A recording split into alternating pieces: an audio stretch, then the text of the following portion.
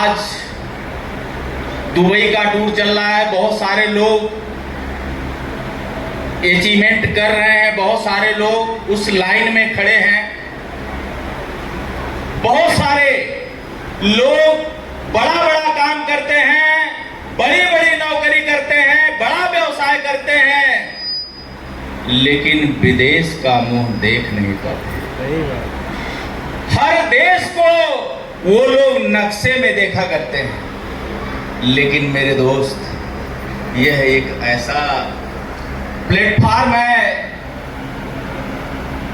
ऐसी व्यवस्था है, ऐसी कंपनी है, ऐसा सिस्टम है कि रोडपति को करोड़पति बनाता है और एक गांव में रहने वाले व्यक्ति को पूरा विश्व घुमाता है। क्या बात है।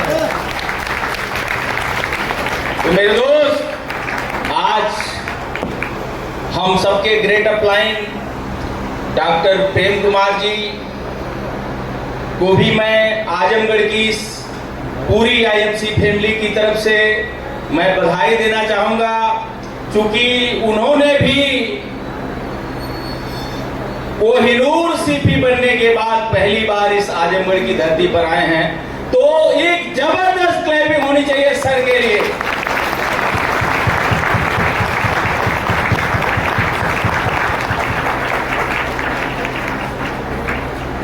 दोस्तों, ये जो बिजनेस है वाकई में ये जिंदा दिल लोगों का काम है, ये जिंदा दिली लोगों का बिजनेस है, ये मुर्दा लोगों का बिजनेस नहीं है, ये जिंदा दिल लोगों का बिजनेस है। और यही एक ऐसी सीढ़ी है, यही एक ऐसा सिस्टम है जहां से हम जो चाहें, जितने बड़े सपने हो सारे पूरे कर सकते हैं। दोस्तों, मैं अपने बारे में थोड़ा सा बताऊं। आज कितने लोग हैं जो हमको पहली बार सुन रहे हैं? अच्छा, कुछ लोग हैं। मेरे दोस्तों, नाम राम प्रताप मौर्य, आपके बीच इसी आजमगढ़ का रहने वाला हूं। यहां से मात्र एक से 1.5 किलोमीटर घर पड़ेगा हमारा। यहीं का मैं मूल निवासी हूं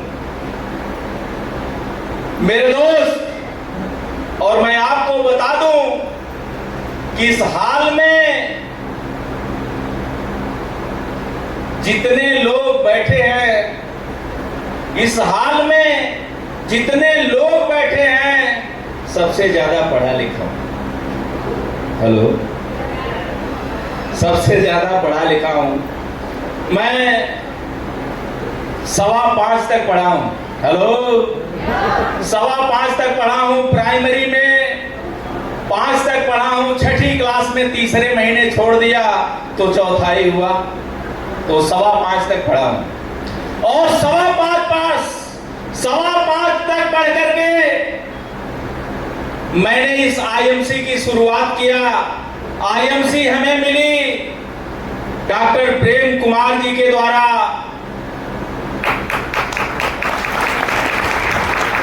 और जब ये आईएमसी मिली, हमने शुरुआत किया तो हमारे पास एक बहुत बड़ी गाड़ी हुआ करती थी जिसका नाम है हीरो होंडा की CD100 मोटरसाइकिल।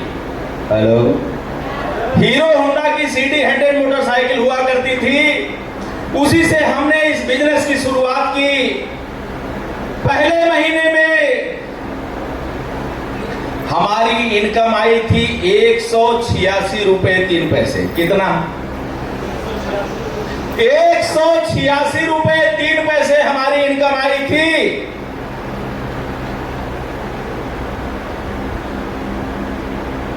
तो हम घर पर खुशी के मारे कि हमारी पहली इनकम आई है, पहला कमीशन आया है, आईएमसी से पहली इनकम है, तो खुशी में 240 रुपए की उस समय 1 किलो बर्फी मिली थी। हम मोटरसाइकिल के डिग्गी में रख के ले गए।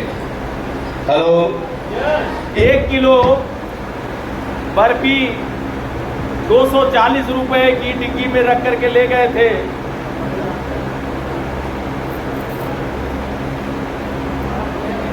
चलिए कोई बात नहीं। घर जाने के बाद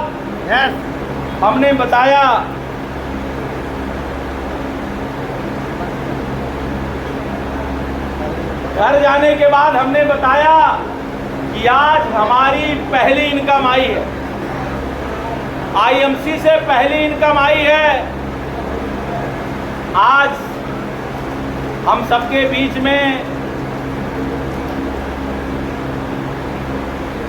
हमारी वाइफ भी आप सबके बीच में मौजूद हैं। इन्होंने सवाल किया हमसे कि कितनी आई। हेलो, जब हमने इनसे बताया कि पहली इनकम आई है तो इन्होंने पूछा कितनी आई। मैंने कहा ये क्या करोगे जान के भाई, अच्छी आई, जो भी आई अच्छी आई। तो आपको पता है कि औरतों को एक जिद होती है कितना आई क्या है जानने की। तो मैंने बताया कि 186 रुपए 3 पैसे आई। 186 रुपए 3 पैसे रियल घटना मैं सामने बता रहा हूं। इनको लगा 186 रुपए 3 पैसे, खर्चा कितना हुआ था? मैंने कहा मात्र 2000 रुपए। हेलो, मैंने बताया कि मात्र 2000 रुपए खर्च हुए थे, इनकम 186 रुपए 3 पैसे। इनको लगा कि रात बिरात आते हैं, कुछ हो तो नहीं गया, कोई भूत प्रेत तो नहीं पकड़ लिया। आज तक इन्होंने कोई बाकी इस तरह की कोई बात नहीं किया था। आज ये कैसी बात कर रहे हैं?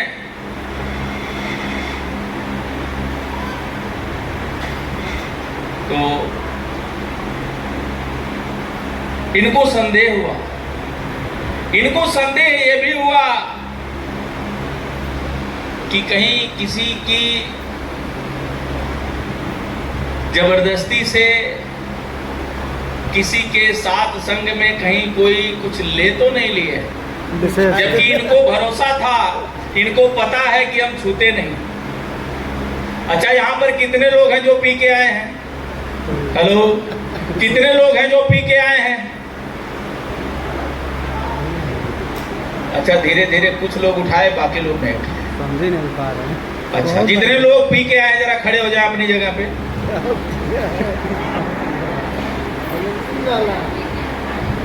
मेरे दोस्त, यही नेगेटिविटी आदमी को आगे नहीं बढ़ने देती, क्योंकि सोच हमारी छोटी है।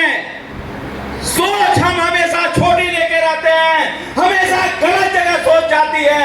मैंने ये कभी नहीं कहा कि कौन दारू पी के आया है, मैंने ये बोला कितने लोग पी के आए हैं। क्या आप लोग पानी नहीं पी के आए हैं? क्या आप लोग एलोवेरा नहीं पी के आए हैं? क्या आप लोग तुलसी नहीं पी के आए हैं? बोलिए ना, आप लोग पानी नहीं पिए हैं? सब लोग पिए हैं, लेकिन कुछ लोग झाड़ फूक वाले होते हैं। तो बड़े बेटे को इन्होंने बभूत के लिए भेज दिया। बड़ा वाला बेटा जाके बभूत बनवा के ले आया। इन्होंने कहा जरा मुंह खोलिए, मुंह में डाल दिया। हमने कहा डाल दो। इन्होंने शरीर पे लगा दिया। मैंने कहा इससे कुछ नहीं होने वाला है। जो रस मैंने पिया है, जो जाम मैंने पिया है, उसकी नशा इस जीवन में उतरने वाली नहीं है। और जो मैंने पिया है इसका रिजल्ट आप रुक जाओ, 6 महीने के अंदर दिखने वाला है। कितना? 6 महीने के अंदर दिखने वाला है मेरे दोस्त।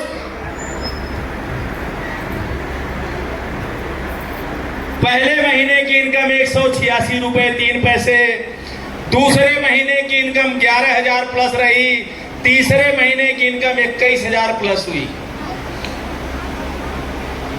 और जब मैं इस सिस्टम में आया था, हमारे ग्रेट अपलाइन प्रेम सर का जो मैंने पे आउट देखा था, वो पे आउट था 17,421 रुपया 3 पैसे। तो मैं सोचा था, मेरे अंदर जो बात थी कि मुझसे उम्र में कम, मुझसे वेट में कम, अगर ये 17,000 कमा सकते हैं तो मैं 20,000 कमा सकता हूं। मैं 20,000 का टारगेट लिया था, तीसरे महीने प्लस हो गया। उसके बाद हर महीने धीरे धीरे धीरे धीरे बढ़ता गया।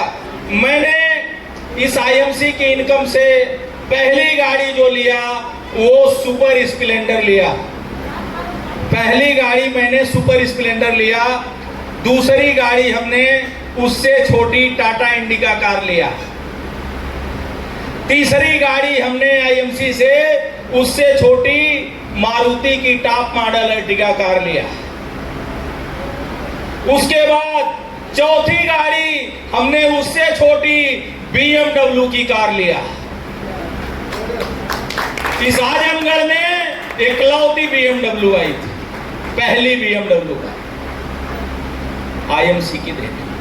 उसके बाद मैं सिद्धार्थनगर महाराजगंज गया था मीटिंग करने के लिए। वहां एक बड़े स्कूल में मीटिंग रखी गई थी।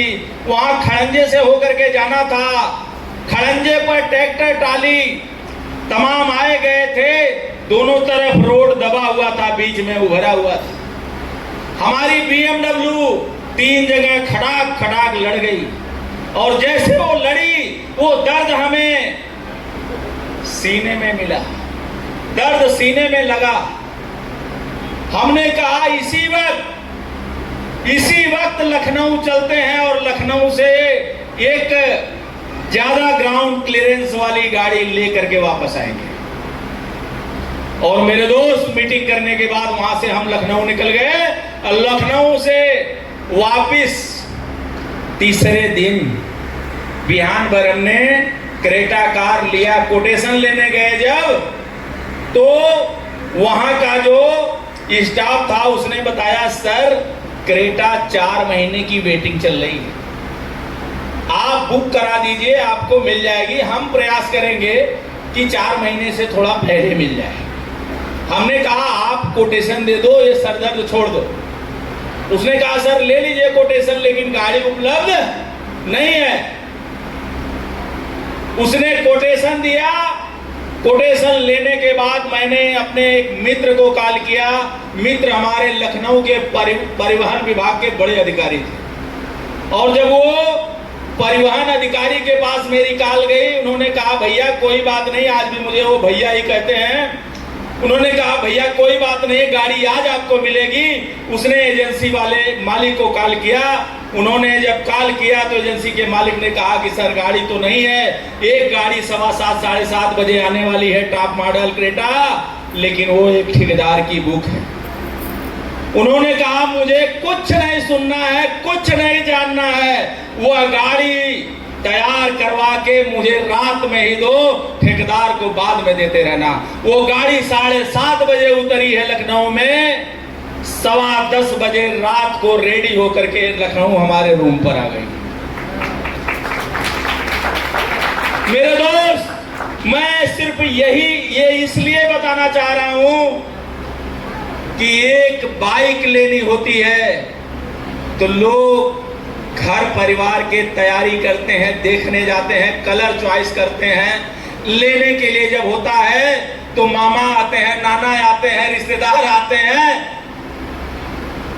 कई लोगों के साथ हम एक बाइक खरीदने के लिए जाते हैं, 6 महीना पहले से प्लानिंग होती है। लेकिन मेरे दोस्त, मैं बता दूं कि आईएमसी का ये पावर है कि क्रेटा लेने के बाद, क्रेटा का जब पूजन हुआ, फोटो हमने जब डाला, तब हमारे परिवार में घर को पता चला, घर वालों को, कि क्रेटा कार ली गई। मेरे दोस्त, इसी तरीके से बीएमडब्ल्यू जब हमने लिया तो बीएमडब्ल्यू लेने के लिए हम गए थे और हमारी एक बेटी गई थी। बस 3 लोग हम लोग गए थे। बस बच्ची गई, ड्राइवर गए, हम गए। किसी को नहीं पता था। बीएमडब्ल्यू कार आ गई, हमारे दरवाजे पे जब पूजन हुआ, उसका फोटो जब पड़ा, तब घर वालों को पता लगा। ये पावर सिर्फ आईएमसी के पास है। तो मेरे दोस्त, आज मेरे जैसा व्यक्ति 5.25 तक पढ़ा हुआ 9 देश की यात्रा कर चुके हैं। 9 देश की यात्रा कर चुके हैं दोस्त। 10वीं बार तैयारी है। 10वीं बार भी हो चुका है, 11वां लाइन में है, 10वां हो चुका है, 11वां लाइन में है, और अब की बार हमारा 3 अचीवमेंट है। हेलो, पटाया हम परिवार से 3 लोग जा रहे हैं। मेरे दोस्त, ये सिर्फ और सिर्फ अगर ये पावर है तो ये सिर्फ आईएमसी की। तो मैं चाहूंगा दिल से एक बार आईएमसी के लिए जबरदस्त क्लैपिंग। ये मेरी परिचय रही। परिचय भी तो अभी बहुत कुछ है, बताने के लिए बहुत कुछ है, लेकिन आज हमारे ग्रेट अपलायन सब कुछ बोल चुके हैं, इसलिए हमें कुछ नहीं बोलना है, बस हमने परिचय बताया और एक लाइन का मैसेज दे करके हम अपनी बाणी को विराम देंगे।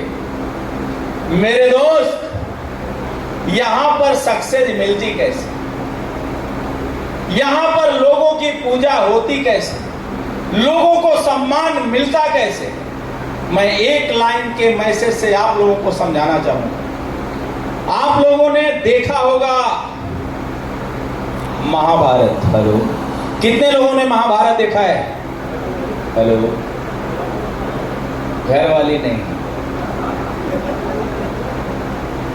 मेरे दोस्त, महाभारत में कितने लोग अर्जुन जी को जानते हैं? अर्जुन, कितने लोग? कितने लोग श्री कृष्ण जी को जानते हैं? सभी लोग जानते हैं। मेरे दोस्त, उस लड़ाई में अर्जुन जी के अपलाइन श्री कृष्ण जी रहे।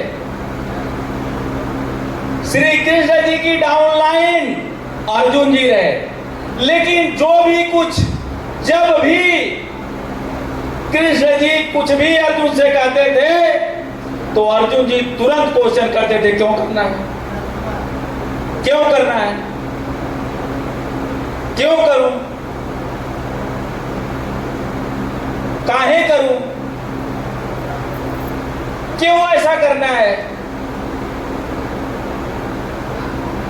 वो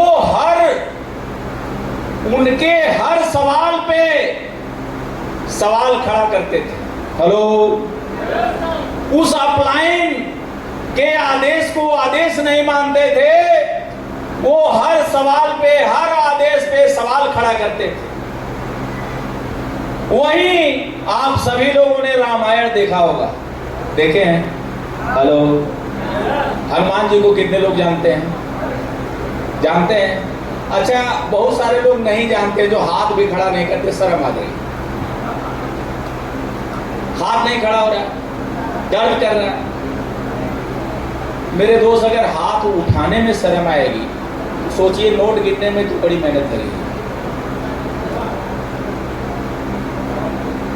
तो हनुमान जी को कितने लोग जानते हैं? बहुत सारे लोग। और श्री राम जी को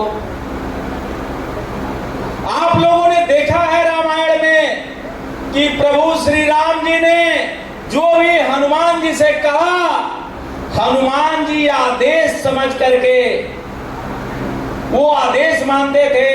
आदेश समझ करके जो आदेश मिलता था उस पे वो जुट जाते थे, उस पे लग जाते थे। कभी उन्होंने सवाल किया क्या राम जी से? नहीं। जबकि उनके पास सवाल करने के लिए बहुत सारे सवाल थे। जब लक्ष्मण जी को शक्ति लगी थी, हनुमान जी को संजीवनी के लिए भेजा गया, उस समय हनुमान जी के पास बहुत सारे सवाल थे। वो बोल सकते थे कि सर मुझे संजीवनी का नहीं पता, मैं नहीं पहचानता, कैसे जाऊं, मुझे सैंपल दे दीजिए, कहां मिलेगी ये भी पता नहीं है सर, किसी को साथ भेज दीजिए। कभी ऐसा कहा क्या?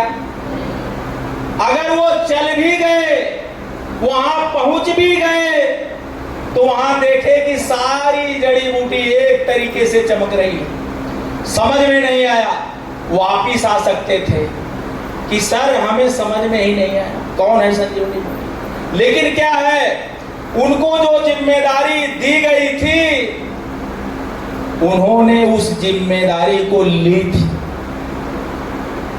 उन्होंने उस जिम्मेदारी को ली थी। इसलिए नहीं समझ में आया, उस उसके बाद उन्होंने पहाड़ को ही उठा लिया और ले आ करके रख दिए कि प्रभु हमें समझ में नहीं आया, इसलिए हम पहाड़ को ही लेते आए, इसमें से जो भी संजीवनी है आप बोलिए बैद्यनाथ जी इसमें से ले लें।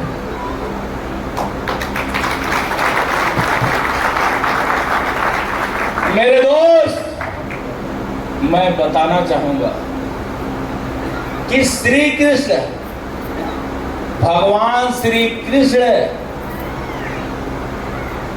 की डाउनलाइन, डायरेक्ट डाउनलाइन, भगवान श्री कृष्ण की डायरेक्ट डाउनलाइन अर्जुन, जो अर्जुन को उन्होंने अपना रिश्तेदार बनाया था। क्या बनाया था? क्या थे? हेलो,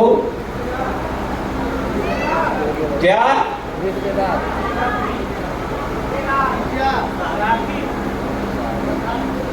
अरे कृष्ण जी अपने अर्जुन जी को अपना रिश्तेदार बनाए थे। क्या बनाए थे?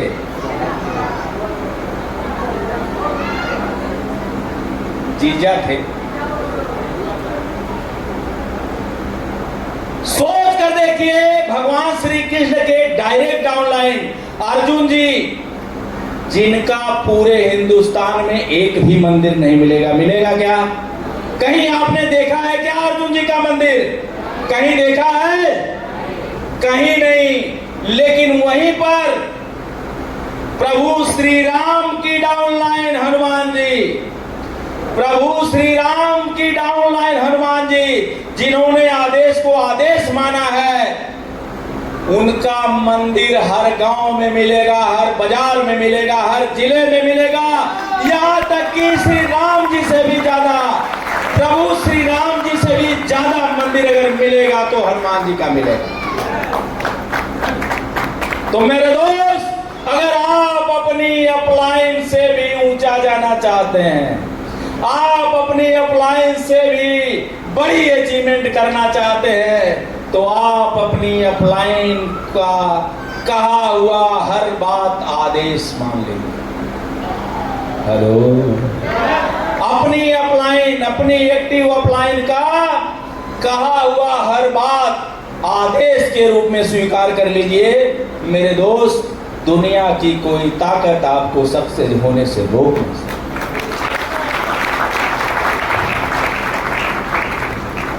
मैं एक छोटी सी कहानी के माध्यम से इस आगे अपनी वाणी को विराम दूंगा। एक बार की बात है, एक बार की बात है, रास्ते से एक साधु जा रहे थे। हेलो, एक साधु जा रहे थे। साधु ने देखा कि आगे चौराहे पर एक बहुत बड़ी भीड़ इकट्ठी है, बहुत बड़ी भीड़ इकट्ठी है। साधु धीरे धीरे भीड़ के करीब गए।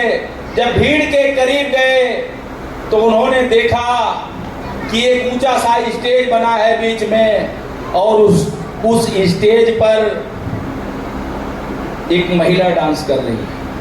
हेलो मेरे दोस्त, साधु ने देखा कि वहां लोगों के बीच में एक ऊंचा स्टेज है, उस स्टेज पर एक वेश्या डांस कर रही थी, और वो वेश्या जो डांस कर रही थी वो नग्न अवस्था में थी। सारी पब्लिक उसको देखने के लिए पूरी भीड़ इकट्ठा थी। उधर से साधु गुजर रहे थे। साधु की भी नजर उस वेश्या पर पड़ी, और जैसे उस वेश्या पर साधु की नजर पड़ी, उस वेश्या के यहां से उस साधु की नजर नहीं हटी। हेलो, जैसे साधु की नजर उस वेश्या के ऊपर पड़ी, साधु की नजर वहां से नहीं हटी। अब लोगों की नजर वहां से हट करके साधु के ऊपर पड़ गई कि देखिए आजकल के ऐसे ऐसे साधु, लोग क्या क्या सोचने लगे साधु के बारे में मेरे दोस्त। लेकिन साधु क्या सोच रहे हैं? हेलो, साधु सोच रहे थे कि हे प्रभु, हे मेरे मालिक, हे मेरे ईश्वर, हे मेरे प्रभु, अगर तू इस वेश्या को इतनी सुंदर बना सकता है तो हे मेरे प्रभु, तू कितना सुंदर होगा, तू कितना सुंदर। और इसी भाव में वो लीन हो गए प्रभु में। और पब्लिक क्या देख रही है कि ये साधु तो वेश्या को देखे, लेकिन मेरे दोस्त उसी तरीके से ये पब्लिक है, ये देखेगी कि आप टी शर्ट पहन के निकल रहे हैं, ये तुलसी बता रहे हैं, ये क्या कर रहे हैं, ये पागल हो गया, ये कुछ भी बोल देंगे कि ये तुलसी एलोवेरा बेच रहा है, ये टी शर्ट पहन के निकलता है, ये पागल हो गया है। वह उनकी सोच है। लेकिन मेरे दोस्त आप ध्यान लगा लीजिए, ईसाई मसीह पर प्रभु से दर्शन होने वाले हैं, यानी कोहिनूर बनने वाले हैं, रुपए की बौछार होने वाले हैं दोस्त। इसी के साथ एक छोटी सी शायरी से के साथ मैं अपनी वाणी को विराम दूंगा और आगे मैं जो यहाँ के आज के जो होस्ट हैं, मैं चाहूँगा एक जबरदस्त क्लैपिंग